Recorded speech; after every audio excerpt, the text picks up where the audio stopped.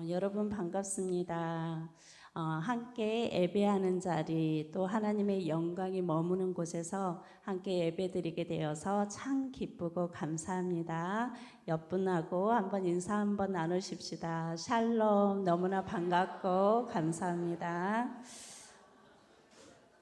네, 오늘 말씀의 제목은 영광을 보리라 라는 제목으로 말씀을 증거하도록 하겠습니다. 오늘 본문을 요한복음 11장 38절에서 46절의 말씀을 이렇게 봤는데, 이 말씀을 이해하기 위해서는 11장 전체를 이렇게 성경을 읽어야 오늘 말씀이 이해가 될 것입니다. 그래서 제가 이 앞에 말씀을 간단하게 한번 요약해 보았습니다. 베단이라는 마을에 마르다와 마리아, 나사로가 살고 있었습니다. 마리아의 오빠인 이 나사로가 병들어 죽게 되자 마리아와 마르다는 예수님께 사람을 보내서 병들어 죽게 된 이 사실을 알렸습니다.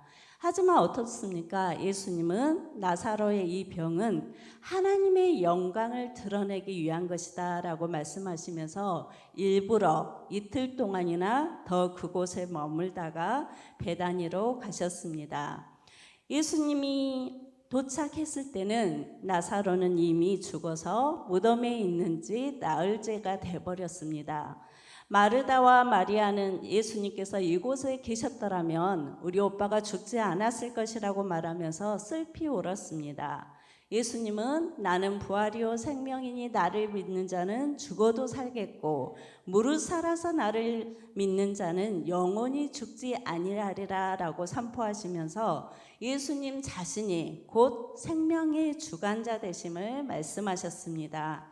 예수님께서 마르다에게 너가 이것을 믿느냐라는 믿음을 요구하시자 이 마르다는 주는 그리스도시요 세상에 오시는 하나님의 아들이신 줄 내가 믿나이다 라는 신앙을 고백합니다. 이 모습을 지켜본 이들은 예수님을 향해서 어찌 맹인의 눈을 뜨게 한 이 사람은 죽지 않게 할 수 없었느냐라며 비난과 의심의 말을 했습니다. 이것이 바로 우리가 읽은 본문의 전까지의 말씀인데요. 오늘 본문의 내용은 예수님께서 지금까지 행하신 기록되어진 행하신 기적 중에서 7번째 표적이자 가장 강력한 기적인 나사로의 부활 사건입니다. 예수님은 이 표적을 통해서 예수님 자신이 하나님의 아들이시며 생명의 주관자 되심을 보여주셨습니다. 마리아와 일행은 예수님을 이제 나사로의 무덤으로 인도하셨는데 38절의 말씀을 같이 한번 읽겠습니다. 이에 예수께서 다시 속으로 비통히 여기시며 무덤에 가시니 무덤이 굴이라 돌로 막았거늘 이렇게 말하고 있습니다. 예수님은 나사로의 무덤을 보시며 어떻게 여기셨습니까? 비통하게 여기셨습니다. 여러분, 예수님께서 이렇게 나사로의 무덤에서 나사로의 죽음을 비통하게 여기신 이유가 무엇이겠습니까? 그것은 단순하게 사랑하는 사람의 죽음을 슬퍼하는 감정을 넘어서 하나님의 형상대로 지음받은 인간이 죄의 결과인 죽음에 이렇게 지배당하고 있는 비참한 현실에 대한 거룩한 분노와 안타까움 때문이었습니다. 로마서 3장 23절에서 모든 사람이 죄를 범하였음에 하나님의 영광에 들어가지 못하더니라고 말하고 있습니다. 예수님의 이 분노는 죄로 인하여서 모두에게 고통을 가져다주는 죽음과 모든 인간을 사로잡아 절망으로 끌고 들어가는 악한 자, 곧 사탄을 향한 분노였습니다. 또한 비통해하며 눈물을 흘리신 예수님의 모습을 통해서 우리는 인간의 고통과 슬픔을 외면하지 않으시고 우리와 함께 슬퍼하시고 아파하시는 주님의 마음과 사랑을 알 수 있습니다. 예수님께서 무덤에 가셔서 보시니 무덤이 어떻게 되어 있었습니까? 무덤은 커다란 돌로 막혀 있었습니다. 여러분, 무덤은 어떤 곳입니까? 여러분 가운데 혹시 한밤중에 무덤이 많은 공동묘지를 가보신 분이 계십니까? 아마도 등골이 오싹하고 굉장히 무서울 것입니다. 무덤은 이처럼 죽음의 권세를 산자들에게 전하는 무언의 공포와도 같고 절망이라고도 할 수가 있습니다. 무덤 속에 갇혔고 시체가 썩은 냄새가 난다는 것은 이제 다시 살 소망이 전혀 없는 절망의 상태라는 것을 의미합니다. 탄식을 끝내신 예수님께서 그들에게 명령을 하셨습니다. 뭐라고 명령하셨습니까? 39절 같이 한번 읽겠습니다.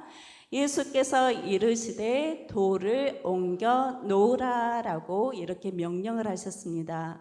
이 예수님의 명령 앞에 마르다가 어떻게 대답을 합니까? 39절 같이 읽겠습니다. 그 죽은 자의 누이 마르다가 이르되 주여 죽은 자가 나흘이 되었으며 냄새가 나나이다 라고 말했습니다. 이 당시에 유대인들은 사람이 죽은 뒤에도 영혼이 3일 동안은 시신 주위에 맴돌며 다시 몸으로 돌아갈 기회를 엿본다는 그러한 관념이 있었습니다. 그러나 죽은 지가 나흘이 되었다는 것은 이제 영혼이 완전히 떠났으며 시체가 부패되기 시작하여 생물학적인 회복이 불가능한 절대적인 죽음을 의미한 시간이 바로 나흘이라는 시간입니다. 마르다가 벌써 냄새가 나기 시작했다라는 것은 자신의 오라버니가 이제는 그 어떤 인간의 노력이나 기적에도 살 소망이 전혀 없는 상태, 완전한 죽음을 의미합니다. 그럼에도 불구하고 예수님은 두 번째 말씀을 하시는데 40절의 말씀을 같이 한번 읽겠습니다. 예수께서 이르시되 내 말이 너가 믿으면 하나님의 영광을 보리라 하지 아니하였느냐라고 말씀하셨습니다. 여러분, 예수님께서 이 마르다와 마리아에게 요구하시는 것이 무엇입니까? 내 말을 듣고 돌을 옮기라는 것입니다. 곧 예수님은 순종을 요구하셨습니다. 그리하면 너희가 하나님의 영광을 보리라, 즉 하나님의 능력과 임재를 목격하게 되리라는 말씀입니다. 여러분, 하나님의 영광을 경험할 수 있는 조건이 무엇입니까? 그것은 바로 믿음, 즉 말씀을 믿음으로 순종하는 것입니다. 대부분의 사람들은 도마와 같이 어떻게 말합니까? 우리가 우리의 눈으로 보아야, 우리의 손으로 만져보아야 우리는 믿겠다라고 이렇게 경험적인 증명을 요구합니다. 하지만 예수님은 어떻게 말합니까? 믿으면 보리라 라고 영적인 원리를 선언하십니다. 이 말은 믿음이 기적의 결과가 아니라, 즉 믿었기 때문에 우리가 기적을 경험하는 것이 아니라 기적을 경험하기 위해서는 반드시 믿음이 전제가 되어야 한다는 것입니다. 썩은 냄새가 나는 절망적인 현실 앞에서도 하나님의 약속을 먼저 신뢰할 때 비로소 인간의 눈에는 보이지 않던 하나님의 영광이 실체가 되어서 나타나게 된다는 것입니다. 사랑하는 성도 여러분, 그런데 이 마르다의 마음을 지배한 것은 예수님의 말씀이 아니라 이미 시신이 부패하여 냄새가 나는 살 소망이 전혀 없는 절망적인 현실이었습니다. 혹시 우리도 하나님의 약속보다 눈앞에 있는 문제가 더 커 보이기 때문에 이제 끝났다라며 스스로 굳게 닫아버린 마음의 돌문이 있지 않습니까? 우리의 고정관념과 불신이라는 돌을 먼저 옮길 때 하나님의 살아계심을 경험할 수 있습니다. 여러분, 신앙은 현실의 한계를 넘어서 하나님의 능력을 신뢰하는 태도입니다. 믿음의 순종은 영광을 보는 열쇠입니다. 믿음은 현실의 불가능 속에서도 우리가 믿음을 붙들 때 우리는 하나님의 영광을 경험할 수 있습니다. 이제 41절과 42절의 말씀을 같이 한번 읽어보겠습니다. 돌을 옮겨 놓으니 예수께서 눈을 들어 우러러 보시고 이르시되 아버지여 내 말을 들으신 것을 감사하나이다. 항상 내 말을 들으시는 줄을 내가 알았나이다. 그러나 이 말씀 하옵는 것은 둘러선 무리를 위함이니 곧 아버지께서 나를 보내신 것을 그들로 믿게 하려 함이니라 라고 말씀하고 있습니다. 돌을 옮겨 놓으라는 예수님의 명령에 무덤에 모여있는 자들이 돌을 옮겼습니다. 마치 가나 혼인잔치의 하인들이 예수님의 명령대로 돌 항아리에 물을 가득 채우고 그 물을 떠서 연회장에게 갖다 주라는 명령 앞에 그대로 순종했던 하인들처럼, 또 밤이 맞도록 물고기를 한 마리도 잡지 못한 베드로에게 예수님께서 그물을 던져라는 그 예수님의 말씀에 의지하여 그물을 내렸던 베드로처럼 무덤에 있던 자들은 주님의 말씀에 순종하여서 돌을 굴러냈습니다. 여러분, 예수님이 이 사람들에게 진정으로 요구하시는 것이 무엇이겠습니까? 그것은 말씀에 대한 순종이었습니다. 그런데 말씀에 순종한 자들을 보시고 주님은 돌연 공개적으로 하나님 앞에 감사의 기도를 올려드렸습니다. 그 내용이 무엇이었습니까? 항상 내 말을 들으심을 감사했습니다. 예수님은 하나님 아버지께서 항상 자신의 말, 기도를 들으시고 그 기도에 응답해 주신 분이심을 알고 있었습니다. 여러분, 예수님은 하나님께서 자신의 기도, 지금 자신의 기도가 무엇입니까? 나사로를 다시 살리신 일을 들으시고 응답해 주실 것을 이미 알고 있었습니다. 그럼에도 불구하고 사람들 앞에 이렇게 기도하시며 이 부활의 현장을 목격하게 하신 이유가 무엇입니까? 그러나 이 말씀 하옵는 것은 무리를 위함이다라고 말씀하고 있는 것입니다. 나사로의 무덤에 둘러싼 무리를 위해서 예수님은 이들을 부활의 현장에 초대했고 나사로의 부활을 직접 눈으로 목격하는 그 영광의 자리를 보게 하신 것입니다. 그리고 이 사건을 통해서 예수님이 하나님의 아들이시며 생명의 주관자 되심을 증명해 보이셨습니다. 저는 이 말씀을 준비하면서 이 말씀에 관련된 간증을 짧게 한번 하겠습니다. 지난주에 우리 양혜숙 권사님께서 고 이영신 권사님께서 유독하시다는 말씀을 듣게 되었습니다. 그래서 담임 목사님과 네 분의 장로님, 사모님, 저는 점심을 급하게 먹고 병원에 달려갔습니다. 권사님을 보니까 음식을 섭취할 수 없는 상태로 코에는 호스를 꽂고 누워 계셨어요. 손과 발은 이미 퉁퉁 부어 있었습니다. 그런데 권사님은 저희들이 말로 들었던 것과는 다르게 아주 정신이 또렷하셨어요. 목사님께서 말씀을 전하시면 아멘 아멘 아멘으로 하답하셨고, 심지어는 찬양을 부르는데 찬양의 가사를 하나도 틀리지 않고 그대로 따라 부르셨습니다. 예배를 마치고 장로님들과 일일이 이렇게 인사를 나누시는데 장로님들의 이름을 다 기억을 하신 거였습니다. 그리고 흐뭇한 미소로 바라보셨어요. 마지막 인사를 다 나누었습니다.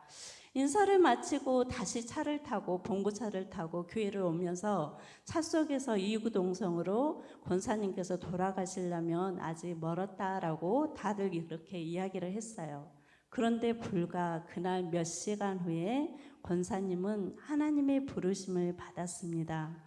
저는 이 시간들을 이렇게 스쳐 지나가면서 많은 생각들이 저에게는 스쳐 지나가고 생각을 하게 됐습니다. 하나님의 섭리와 주권, 우리가 하나님의 섭리와 주권을 이야기할 때 우리는 대부분 하나님의 나라가, 하나님의 뜻이 이 땅에 이루어지기 위해서 사회나 국가, 세계적인 일에만 일어나는 것이 아니라 개인의 이렇게 사적인 일에도 하나님의 섭리와 생명의 주권이 이렇게 확실하게 개입하신다는 것을 저는 경험하게 되었습니다. 또한 그 마지막 순간에 우리를 이 자리에 모이게 하신 이유가 무엇일까? 그것이 바로 제가 발견한 것은 오늘 본문의 말씀처럼 너희를 위함이니 라는 뜻이었습니다. 권사님은 이미 구원받은 하나님의 자녀였고 하나님의 백성이었습니다. 천국을 소유하신 분이었습니다. 그럼에도 이 마지막 운명의 순간에 우리를 모으게 하신 이유는 무엇일까? 저는 하나님께서 이 영광의 자리에 우리를 초대해 주셨다는 것을 깨달아 알게 됐습니다. 성도의 죽음이 얼마나 아름답고 영광스러운지 끝까지 믿음을 지키신 권사님의 입을 통해서 아멘의 소리와 찬양의 소리를 통하여서 우리가 마지막 순간까지 어떻게 믿음으로 살아야 하는지를 가르쳐 주시는 것만 같았습니다.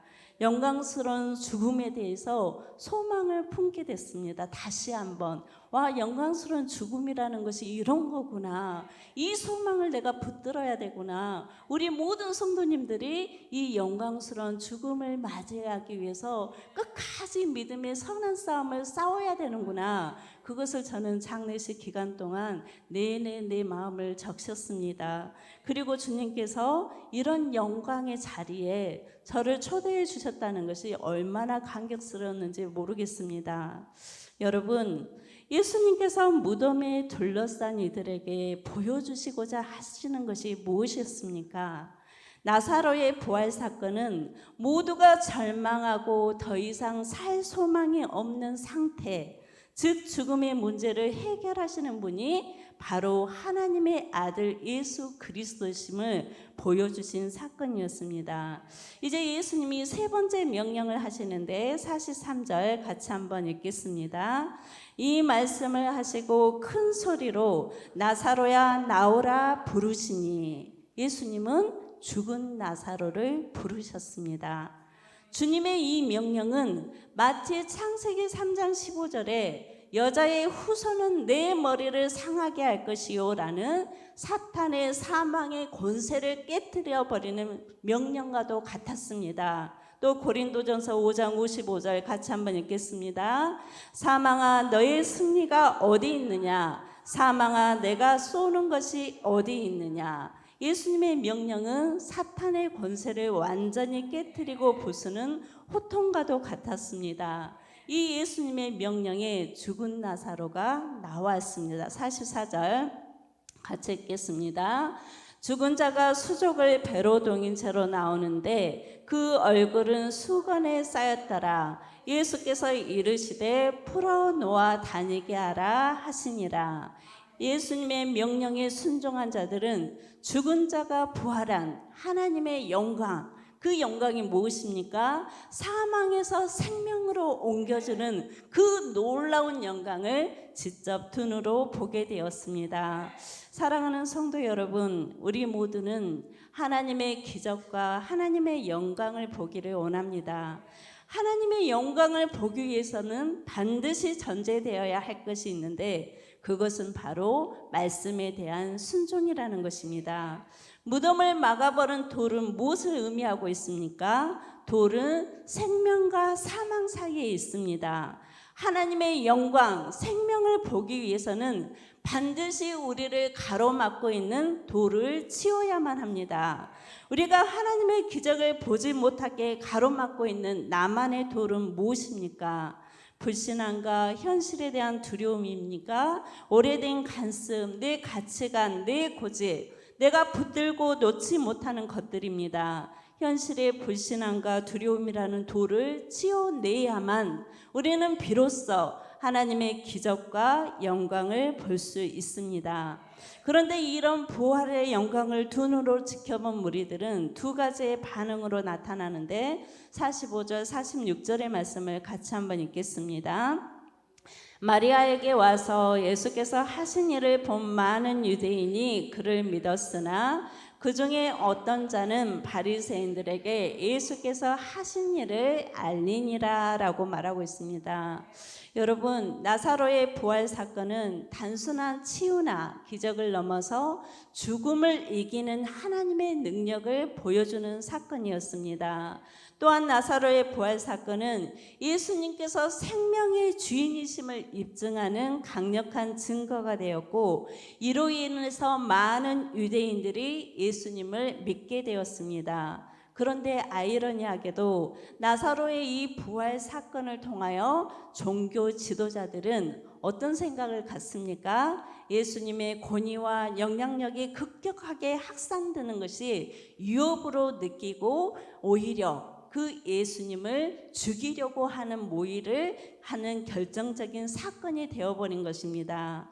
사랑하는 성도 여러분, 예수님의 생명 사역이 이처럼 누군가에게는 구원의 빛이 되기도 하고 어떤 자에게는 여전히 자기 의에 갇혀 있는 자들에게는 생명이신 주님을 거부하고 대적의 이유가 되었습니다.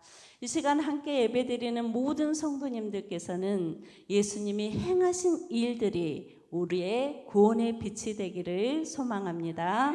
이 시간 말씀을 기억하면서 함께 기도하도록 하겠습니다. 첫 번째는 하나님의 영광을 보기 위해서는 반드시 말씀에 대한 순종이 있어야 한다는 것을 알았습니다. 하나님, 말씀에 온전히 순종할 수 있는 믿음을 주옵소서. 하나님의 기적과 영광을 볼 수 있는 순종의 믿음을 달라라고 이 시간 기도하십시오. 두 번째는 하나님의 영광을 보기 위해서는 주님의 영광을 가로막고 있는 돌을 치워야 합니다. 내 마음과 생각, 삶에서 치유할 돌이 무엇입니까? 현실에 대한 두려움입니까? 불신앙입니까? 고정관념과 옛습관입니까? 믿음으로 기꺼이 내 앞에 가로막혀 있는 돌을 치우게 하옵소서. 세 번째는 주님의 생명의 사역이 나에게도 구원의 빛이 되게 하옵소서. 이 세 가지의 기도의 제목을 붙들고 함께 기도하도록 하겠습니다.